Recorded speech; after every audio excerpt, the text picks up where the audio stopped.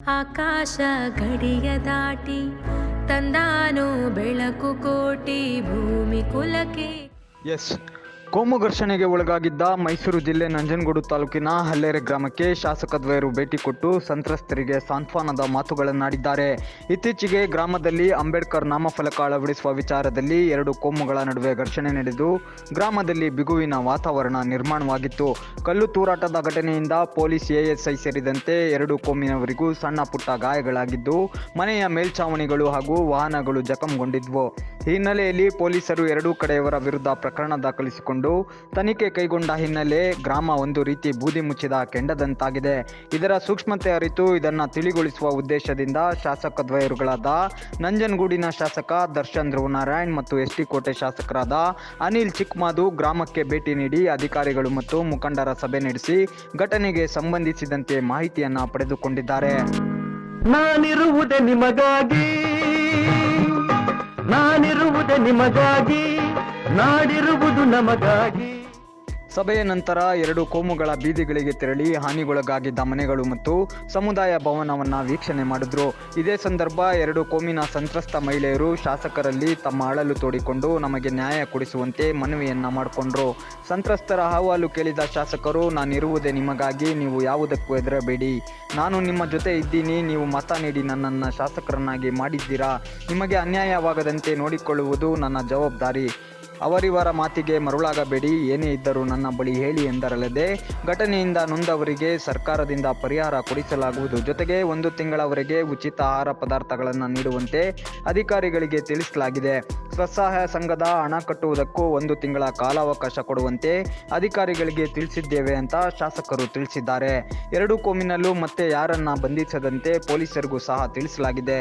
ಪರಿಶಿಷ್ಟ ಜಾತಿ ಮತ್ತು ಪಂಗಡದವರು ಸಂವಿಧಾನ ಹಾಗೂ ಸಮಾಜದ ಎರಡು ಕಣ್ಣುಗಳಿದ್ದಂತೆ.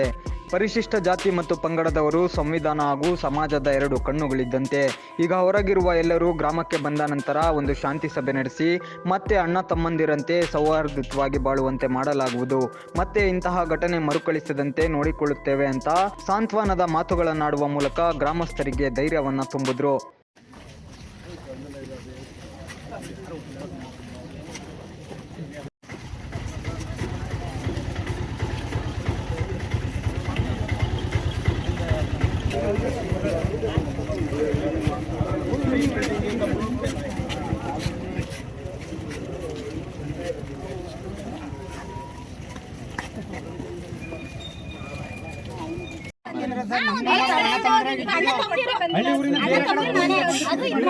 ಆಯ್ತು ಬಿಡಿರಪ್ಪ, ಹೇಳಿದಿರಲ್ಲ ಸರ್.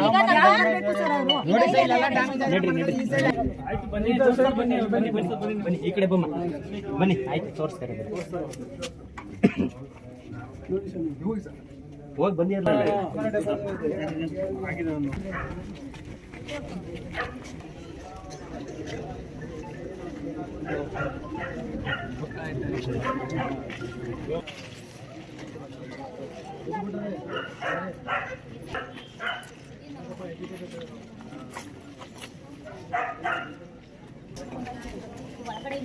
ಎಲ್ಲಿ ನಿಮ್ಮನೆ? ಯಾವ್ದು ಮನೆ ನಿಮ್ದು? ಏನ್ ಹೆಸರು ನಿಮ್ದು? ಯಾರು ನಿಮ್ಮ ಮಕ್ಕಳು ನೋಡ್ಕೊಳ್ಳಲ್ವ ನಿಮ್ನ?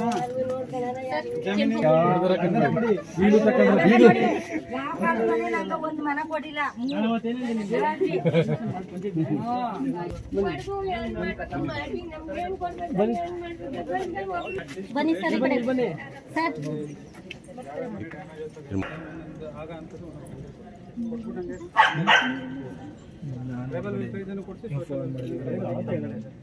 ಮನೆಗೆ ಏನೇ ರೀತಿ ಸಾಮಾನು ಪದಾರ್ಥ, ಅಕ್ಕಿ, ಬೇಳೆ, ಇನ್ನೇ ಒಂದು ರೇಷನ್ 20 ಮನೆಯಲ್ಲಿ ಆ ಒಂದು ಯಾರಿಲ್ಲ, ಮನೆಗೆ ಗಂಡಸರು ಯಾರಿಲ್ಲ, ದುಡಿ ತಿಂತವ್ರು ಯಾರಿಲ್ಲ. 2 ಮನೆಗೂ ನಾಳೆಗೆ ಸೋಮವಾರದಿಂದ ನಿಮ್ಮ ಜವಾಬ್ದಾರಿ.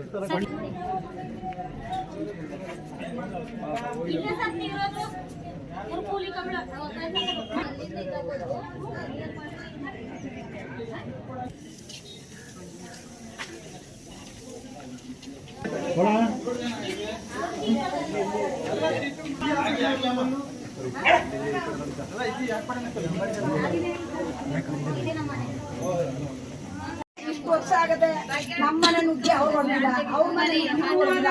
ಈ ಕೋಟಿಗೋಸ್ಕರನೇ ತಾನೇ ಇಷ್ಟೊಂದು ನಮ್ಗೆ ಹಿಂಸೆ ಮಾಡ್ತಾ ಇರೋದು. ನಮ್ ಜನ ಇರ್ಬೇಕ ದೇಶದಲ್ಲಿ ಇರ್ಬೇಕು. ನಮ್ ಸಾಹೇಬ್ರು ಏನಮ್ಮ 70 ವರ್ಷದಿಂದ ಇದರಿಂದ ಅನ್ನ ಉಣ್ತಾ ಇದ್ದೀರಾ, ಇದು ಆಗ್ತಾರೆ ಏನು? ಸರ್ಕಾರದಿಂದ ಒಪ್ಪು ಇದ್ದಾನೆ, ಕಿಚ್ಚ ಇದ್ದಾನೆ. ಈ ಅಂಬೇಡ್ಕರ್ ಬೋರ್ಡ್ ಇದ್ರೆ ತಪ್ಪೇನು? ನಮ್ ಜನಾಂಗ ಇರೋದ್ ಬೇಡವಾ? ಅದೇ ನಮ್ ಕಡೆ ಇಲ್ಲ, ಅವ್ರ ಜನಾಂಗ ಅದೊಂದು ಮಾಡ್ಕೊಡಿ.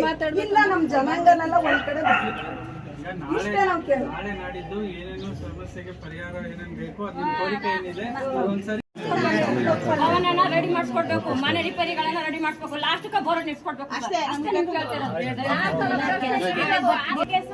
ತಿಂದಿರೋರ್ಗು ಅದೇ ಕೇಸು, ಹೊಡೆದಿರೋರ್ಗು ಅದೇ ಕೇಸು.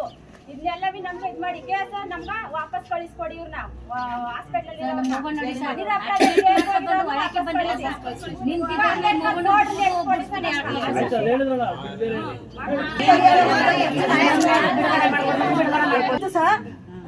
ನಾವ್ ಅನ್ನ ಕೊಟ್ಟು ಇವತ್ತಿನ ದಿನ ಸರ್ ನಮ್ಮ ಹರಿಜನಕ್ಕೋಸ್ಕರ ನಮ್ಮ ಅಂಬೇಡ್ಕರ್ ಇಷ್ಟು ವರ್ಷ ಆಗದೆ ನಮ್ಮನೆ ನುಗ್ಗಿ ಅವ್ರು ಹೊಡೆದಿಲ್ಲ, ಅವ್ರ ಮನೆ ಇವ್ರು ಹೊಡೆದಿಲ್ಲ. ಈ ಕೋಟಿಗೋಸ್ಕರನೇ ತಾನೇ ಇಷ್ಟೊಂದು ನಮ್ಗೆ ಹಿಂಸೆ ಮಾಡ್ತಾ ಇರೋದು. ನಮ್ ಜನ ಇರ್ಬೇಕ ದೇಶದಲ್ಲಿ ಇರ್ಬೇಕು. ನಮ್ ಸಾಹೇಬ್ರು ಏನಮ್ಮ 70 ವರ್ಷದಿಂದ ಇದರಿಂದ ಅನ್ನ ಉಣ್ತಾ ಇದ್ದೀರಾ, ಇದು ಆಗ್ತಾರೆ ಏನು? ಸರ್ಕಾರದಿಂದ ಒಪ್ಪು ಇದ್ದಾನೆ, ಕಿಚ್ಚ ಇದ್ದಾನೆ. ಈ ಅಂಬೇಡ್ಕರ್ ಬೋರ್ಡ್ ಇದ್ರೆ ತಪ್ಪೇನು? ನಮ್ ಜನಾಂಗ ಇರೋದ್ ಬೇಡವಾ? ಅದೇ ನಮ್ ಕಡೆ ಇಲ್ಲ, ಅವ್ರ ಜನಾಂಗ ಅದೊಂದು ಮಾಡ್ಕೊಡಿ. ಇಲ್ಲ ನಮ್ ಜನಾಂಗನೆಲ್ಲ ಒಂದ್ ಕಡೆ ಇಷ್ಟೇ ನಾವ್ ಕೇಳಿ. ನಾಳೆ ನಾಡಿದ್ದು ಏನೇನು ಸಮಸ್ಯೆಗೆ ಪರಿಹಾರ ಏನೇನು ಬೇಕು ಅದ್ರ ಕೋರಿಕೆ ಏನಿದೆ ಅದೊಂದ್ಸರಿ ಹೇಳಿ ಆಗ್ಬಾರ್ದಾಗಿತ್ತು. ಇವತ್ತು ನಿಮ್ಗೆಲ್ರಿಗೂ ಕೂಡ ಗೊತ್ತೈತೆ, ಧ್ರುವಾಣ್ ಸರ್ ಗೊತ್ತಲ್ಲ, ನಮ್ಮ ತಂದೆಯವ್ರು ಗೊತ್ತಲ್ಲ, ಚಿಕ್ಕಮಾದು ಅಂತ. ಅವರಿಬ್ರು ಒಳ್ಳೆ ಉತ್ತಮವಾಗಿ ಕೆಲಸ ಮಾಡಿದ್ರು. ನಮ್ಮ ತಾಲೂಕಿಗೆ, ನಂಜನಗೂಡಿಗೆ ಎಲ್ಲರ ಯಾವಾಗಲೂ ಕೂಡ ಬರ್ತಾ ಹೋಗ್ತಿದ್ರು. ಏನೇ ನ್ಯಾಯ ಪಂಚಾಯತಿ ಇದ್ರು ಕೂಡ ಒಟ್ಟಿಗೆ ಬಂದು ಮಾಡಿ ಹೋಗ್ತಿದ್ರು. ಅದೇ ರೀತಿ ಇವತ್ತು ಬಾಬಾ ಸಾಹೇಬ್ ಅಂಬೇಡ್ಕರ್ ಸಂವಿಧಾನ ಅಡಿಯಲ್ಲಿ ಚೌಕಟ್ಟಿನಲ್ಲಿ ಎಲ್ರಿಗೂ ಕೂಡ ಈ ದೇಶದಲ್ಲಿ ಬದುಕಂತ ಅರ್ಹತೆ ಎಲ್ರಿಗೂ ಕೂಡ ಕೊಟ್ಟಿದ್ರು. ಭಾಳ ನೋವಿಂದ ಮಾತಾಡ್ತೀರಿ, ನಾವು ಆಚೆ ಹೋಗ್ಬೇಕು, ಹೊರಗಡೆ ಹೋಗ್ಬೇಕು. ಯಾರು ಕೂಡ ಈ ದೇಶದಿಂದ ಹೊರಗಡೆ ಹೋಗಿದ್ರೆ ಸಂವಿಧಾನದಲ್ಲಿ ಕೊಟ್ಟಿಲ್ಲ, ಎಲ್ರಿಗೂ ಕೂಡ ಅರ್ಹತೆ ಇದೆ. ಇವತ್ತು ಗ್ರಾಮ ಪಂಚಾಯತಿಯಿಂದ ಹಿಡಿದು ಪ್ರಧಾನಮಂತ್ರಿ ಡೆಲ್ಲಿ ಗೊತ್ತಲ್ಲ, ನರೇಂದ್ರ ಮೋದಿ ಅವ್ರಿಗೂ ಕೂಡ ಅಂಬೇಡ್ಕರ್ ಅವ್ರ ಭಾವಚಿತ್ರವನ್ನ ಎಲ್ಲಾ ಕಡೆಯೂ ಕೂಡ ಹಾಕಿರ್ತಾರೆ. ಯಾವುದೇ ರೀತಿ ಇಡೀ ಪ್ರಪಂಚದಲ್ಲಿ, ದೇಶದಲ್ಲಿ ಯಾರ್ದಾರು ಅತಿ ಹೆಚ್ಚು ಭಾವಚಿತ್ರ ಇದ್ರೆ ಅದು ಬಾಬಾ ಸಾಹೇಬ್ ಅಂಬೇಡ್ಕರ್ ಅವರು. ಅದು ನಮ್ಮೆಲ್ಲರಿಗೂ ಕೂಡ ಹೆಮ್ಮೆ ತರ್ತಕ್ಕಂಥ ವಿಚಾರ. ಅದರಿಂದ ಇವತ್ತು ಯಾರೋ ಒಬ್ರು ಕಿಡಿಗೇಡಿಗಳು, ಯಾರೋ 3-4 ಜನ ಒಂದು ಉದ್ದೇಶಪೂರ್ವಕವಾಗಿ ಇದು ಆಗ್ಬಾರ್ದು ಅಂತ ಏನೋ ಅವ್ರವ್ರ ರಾಜಕೀಯ ಬೆಳೆ ಬಯಸೋಕ್ಕೋ ಇಲ್ಲ ಅಕ್ಕಪಕ್ಕದ ಗ್ರಾಮದಿಂದ ಏನೋ ಒಂದು ಇನ್ಸಿಡೆಂಟ್ ಆಗಿರ್ಬೇಕು. ಹಿಂದೆ ಇವತ್ತು ನೀವು ಈ ಊರಿಗೆ ಬಂದು ಎಷ್ಟು ವರ್ಷ ಆಯ್ತು? 40-50 ವರ್ಷ ಆಗಿತ್ತಾ? ಆಗಿರ್ಬೋದು. 50-70 ವರ್ಷದಿಂದನೂ ಕೂಡ ಎಲ್ಲರೂ ಒಟ್ಟಿಗೆ ಇದ್ದೀರಿ, ಒಟ್ಟಿಗೆ ಹಬ್ಬ ಮಾಡ್ತೀರಿ, ಮಾತಾಡ್ತೀರಿ. ಅವ್ರ ಮದ್ವೆಗೆ ನೀವು ಕರಿತೀರಿ, ನಿಮ್ಮ ಮದ್ವೆಗೆ ಅವ್ರು ಹೋಯ್ತಿರೋ ಇಲ್ವೋ? ನಿಮ್ಮ ಮದ್ವೆಗೆ ಅವ್ರು ಕರಿತಿರ್ತಾನೆ, ಅವ್ರ ಮದ್ವೆಗೆ ನೀವು ಕರಿತಿರ್ತಾನೆ. ಯಾರು ತೀರೋದಾಗ ಅವರು ಬರ್ತಾರೆ, ನೀವು ಹೋಯ್ತಿರ್ತಾನೆ. ಈಗ ಯಾವುದೋ ಒಂದು ವಿಚಾರಕ್ಕೆ ಅಂದ್ರೆ ಯಾರೋ ಒಬ್ರು ಕಿಡಿಗೇಡಿಗಳು ಮಾಡಿದ್ಕೆ ಇಡೀ ಊರನ್ನೇ ಬೇಯಿಸಿ ಇವತ್ತು ಇಡೀ ಮೈಸೂರು ಜಿಲ್ಲೆ ಅಲ್ಲ, ಕರ್ನಾಟಕನೇ ನೋಡ್ತಾ ಇತ್ತು. ಇವತ್ತು ಕರ್ಲೆಗ್ರಾಮ ಹಿಂಗೆ ಆಗೈತೆ ಅಂತ. ಇದು ಮುಂಚೆ ಮೊದಲು ಥರ ಇದು ಆಗೋದು ಬೇಡ. ಯಾರು ತಪ್ಪು ಮಾಡವ್ರೆ ಅವ್ರ ವಿರೋಧವಾಗಿ ಕಾನೂನುಬದ್ಧವಾಗಿ ನಾವು ಅವ್ರಿಗೆ ಕ್ರಮ ವಹಿಸೋಕ್ಕೆ ಈಗ ಆಲ್ರೆಡಿ ನಮ್ಮ ದರ್ಶನ್ ಧ್ರುವನಾರಾಯಣ ಅವರು ಹಲವಾರು ಬಾರಿ ಭೇಟಿ ಮಾಡಿದ್ದಾರೆ. ಅವತ್ತು ಇನ್ಸಿಡೆಂಟ್ ನಡೆದಿದ್ದು ಸಂಜೆಗೆ ಬಂದವ್ರೆ. ಬೇರೆ ಶಾಸಕರುಗಳು ಯಾರೇ ಆದ್ರೂ ಆಯ್ತು ಅದೆಲ್ಲ ಮುಗಿಲಿ, ಆಗಲಿ 1-2 ದಿನ ಬಿಟ್ಟು ಹೋಗವ ಅಂತ ಬರ್ತಿದ್ರು. ಅದು ಇವ್ರೇನು ಮಾಡಿದ್ರು, ಈಗ ನಡೆದ ತಕ್ಷಣ ಎಲ್ಲ ಕಾರ್ಯಕ್ರಮಗಳು ಕ್ಯಾನ್ಸಲ್ ಮಾಡ್ಬಿಟ್ಟು ನಮ್ಮ ಊರಿಗೆ ಬಂದ್ಬಿಟ್ಟು ಯಾರಿಗೂ ತೊಂದರೆ ಆಗ್ಬಾರ್ದು ಅನ್ನೋ ಕಷ್ಟಪಟ್ಕೊಂಡು ಅವತ್ತು ಬಂದು ಎಲ್ಲವನ್ನು ಕೂಡ ವೀಕ್ಷಣೆ ಮಾಡಿ ಎಲ್ಲರಿಗೂ ಕೂಡ ಒಂದು ಕಿವಿ ಮಾತು ಹೇಳಿ ಹೋಗಿದ್ದಾರೆ. ಇವತ್ತು ನಾವು ಬಂದಿರೋ ಉದ್ದೇಶ ಏನು, ಎಲ್ಲ ಮುಖಂಡರುಗಳೆಲ್ಲ ಬಂದವ್ರು, ನಮ್ಮ ಕೋಟೆ ಅವರು ಬಂದವ್ರೆ, ಭಾಳಷ್ಟು ಜನ ಎರಡೂ ಸಮುದಾಯದ ಮುಖಂಡರುಗಳು, ಲೀಡರ್ಗಳು, ಕೋಟೆಯವರು, ನಂಜನಗೂಡವರು ಎಲ್ಲರೂ ಕೂಡ ಬಂದು ಏನಾದ್ರು ಇದಕ್ಕೆ ಪರಿಹಾರ ಮಾಡಬೇಕು ಅನ್ನೋ ಉದ್ದೇಶ ನಾವೆಲ್ಲರೂ ಕೂಡ ಬಂದಿದ್ದೀವಿ. ಈಗ ಆಲ್ರೆಡಿ ಎಷ್ಟು ಮನೆ ಡ್ಯಾಮೇಜ್ ಆಗೈತಿ ಅಷ್ಟಕ್ಕೂ ಕೂಡ ನಮ್ಮ ಸರ್ಕಾರ ವತಿಯಿಂದ ಅದನ್ನು ರಿಪೇರಿ ಮಾಡಿಸಿ, ಮೊದಲು ಮನೆಗಳು ಯಾವ ರೀತಿ ಇತ್ತು ಅದನ್ನ ನಾವು ಮಾಡಿಕೊಡ್ತೀವಿ ಅಂತ ದರ್ಶನ್ ಅವ್ರು ಒಪ್ಕೊಂಡ್ರೆ ನಾವು ಕೂಡ ಅದೇ ಮಾತನ್ನ ಹೇಳ್ತೀವಿ. ಜೊತೆಗೆ ತಪ್ಪು ಯಾರು ಮಾಡವ್ರೆ ಅವ್ರಿಗೆ ಬಗ್ಗೆ ಕ್ರಮ ವಹಿಸಿ ಅಂತ ನೀವು ಕೇಳ್ಕೊಂಡ್ರೆ ಅವ್ರಿಗೂ ಕೂಡ ಕ್ರಮ ವಹಿಸ್ತೀವಿ. ಮತ್ತು ಆಸ್ಪತ್ರೆಯಲ್ಲಿ ಇರೋರಿಗೆ ಡಿಸ್ಚಾರ್ಜ್ ಮಾಡಿ ಅಂತ ಕೇಳ್ಕೊಂಡಿದ್ದೆ. ಆಸ್ಪತ್ರೆಗೆ ಬರ್ತಾರೆ, ಆಸ್ಪತ್ರೆಗೆ ಹೊರಗಡೆ ಬರಬೇಕು. ಟ್ರೀಟ್ಮೆಂಟ್ ಏನಾಯ್ತು ನಮ್ಮ ಸರ್ಕಾರ ವತಿಯಿಂದ ಅದನ್ನ ಮಾಡಿಸ್ಕೊಡ್ತೀವಿ. ಮತ್ತೆ ಈಗ ಆಲ್ರೆಡಿ ನಾನು ತಹಸೀಲ್ದಾರ್ಗೆ ದರ್ಶನ್ ಅವರು ಹೇಳಿದ್ದಾರೆ, 1 ತಿಂಗಳು ರೇಷನ್ನು 2 ಕಡೆಗೂ ಕೂಡ 2 ಸಮುದಾಯಕ್ಕೂ ಕೂಡ 1 ತಿಂಗಳು ರೇಷನ್ನು ನಿಮಗೆ ಬರ್ತದೆ. ಸೋಮವಾರದಿಂದನೇ ಕೂಡ ಕೊಡೋಕ್ಕೆ ನಾವು ವ್ಯವಸ್ಥೆಯನ್ನು ಮಾಡ್ತೀವಿ. ಅದ್ರ ಬಗ್ಗೆ ಯಾವುದೇ ರೀತಿ ಮಾಡ್ಕೊಳಕ್ಕೆ ಹೋಗ್ಬೇಡಿ. ಮುಂದಿನ ದಿನಗಳಲ್ಲಿ ಮೊದಲು ಯಾವ ರೀತಿ ಊರು ವಾತಾವರಣ ಇತ್ತು ಅದೇ ರೀತಿ ಹೋಗ್ಬೇಕು ಅಂತ ಈ ಸಂದರ್ಭದಲ್ಲಿ ನಾನು ನಿಮ್ಗೆ ಎಲ್ರಿಗೂ ಕೂಡ ಮತ್ತೆ ಮನವಿ ಮಾಡ್ತೀನಿ. ಯಾಕಂದ್ರೆ ಮೊದಲೆಲ್ಲ ಸರೆಂಡರ್ ಆಗಿ ಮತ್ತೆ ಕಸ್ಟಡಿಗೆ ತಗೋಬೇಕು. ಕಸ್ಟಡಿ ಆದಮೇಲೆ ಅವರು ರೆಗ್ಯುಲರ್ ಬೇಸ್ ತಗೋಬೇಕಾಗ್ತದೆ. ಇದಿರೋಂಥ ಪ್ರೊಸೀಜರ್. ಅದರಿಂದ ಆ ರೀತಿ ತಾವು ಅಡ್ವೈಸನ್ನು ಮಾಡಬೇಕಾಗ್ತದೆ. ಎಲ್ಲ ಸಮಾಜ ಹಿರಿಯರಿದ್ದೀರ, ನಮ್ಮ ಮುಖಂಡರುಗಳಿದೆ, ತಾವು ಅಡ್ವೈಸ್ ಮಾಡಬೇಕಾಗ್ತದೆ. ಆ ನಂತರ ನಾವು ಯಾವ ರೀತಿ 2 ಕೋಮ್ನ ಮುಖಂಡರುಗಳೆಲ್ಲ ಸೇರಿ ನಮ್ಮ ಅಲ್ಲರೆ ಊರಿನ ಗ್ರಾಮದ ಎಲ್ಲ ನಮ್ಮ ಯಜಮಾನರುಗಳು ಹಿರಿಯರು ಎಲ್ಲ ಕೋಮ್ ಒಳಗೊಂಡಂತೆ ಒಂದು ಶಾಂತಿ ಸಭೆ ಮಾಡಿ ಇದಕ್ಕೆ ಅಂತ್ಯವನ್ನು ನಾವೆಲ್ಲರೂ ಕೂಡ ಸೇರಿ ಮಾಡಬೇಕಾಗ್ತದೆ. ಜೊತೆಗೆ ಈ ರೀತಿ ಯಾವುದೇ ಇನ್ಸಿಡೆಂಟು ಮತ್ತು ಮರುಕಳಿಸಬಾರ್ದು. ಆ ರೀತಿ ನಾವೆಲ್ಲ ಕ್ರಮಬದ್ಧವಾಗಿ ಒಂದು ಸಭೆಯನ್ನು ನಾವು ಮಾಡಬೇಕಾಗ್ತದೆ. ಇದಕ್ಕೆ ಎಲ್ಲರ ಸಹಕಾರವನ್ನು ನಾನು ಶಾಸಕನಾಗಿ ಕೋರಲಿಕ್ಕೆ ದಿವಸ ಬಯಸ್ತೇನೆ. ಅದೇ ರೀತಿ ನಮ್ಮ ಅನಿಲ್ ಚಿಕ್ಕಮಾದೇವ್ ಸಾಹೇಬ್ ಅವರು ಕೂಡ ತಮಗೆ ಒಂದು ಸಂದೇಶವನ್ನು ನೀಡ್ತಾರೆ. ಯಾವ ರೀತಿ ನಾವು SC ST ಜನ 2 ಕಣ್ಗಳಿದ್ದಂತೆ, ನಮ್ಮ ಸಂವಿಧಾನಕ್ಕೆ 2 ಕಣ್ಗಳಿದ್ದಂತೆ ನಾವು ಜೊತೆಗೂಡಿ ಹೋದರೆ ಮಾತ್ರ ನಮಗೆ ಸಂವಿಧಾನ ರಕ್ಷಣೆ ಮಾಡಲು ಈ ದೇಶವನ್ನು ಕಾಪಾಡಲು ಸಾಧ್ಯ. ಆದ್ದರಿಂದ ನಾವೆಲ್ಲರೂ ಇನ್ನು ಮುಂದೆ ಬರುವಂಥ ದಿನಗಳಲ್ಲಿ ನಾವೆಲ್ಲರೂ ಕೂಡ ಸೇರಿ ಒಗ್ಗಟ್ಟಾಗಿ ಹೋಗುವಂಥ ಕೆಲಸ ಆಗಬೇಕು ಅಂತ ನನ್ನ ಒಂದು ಮನವಿ. ತುಂಬಿದ್ರು.